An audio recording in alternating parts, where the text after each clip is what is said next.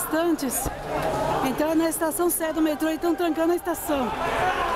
Tudo isso para ver se o governador Alckmin desperta e volta atrás nessa ditadura de fazer reorganização com desculpa para fechar escolas.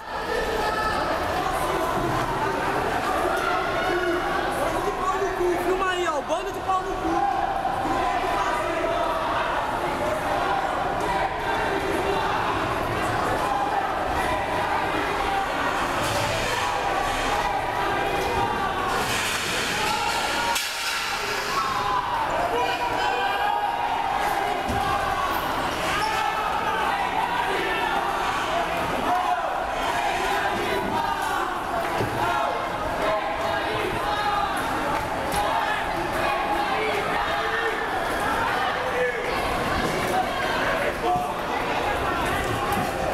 Aqui a população, estudantes, pais e professores revoltados, porque o governador Alckmin não quer voltar atrás na reorganização das escolas.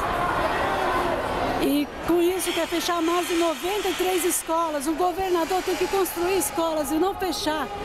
Até quando essa situação vai continuar?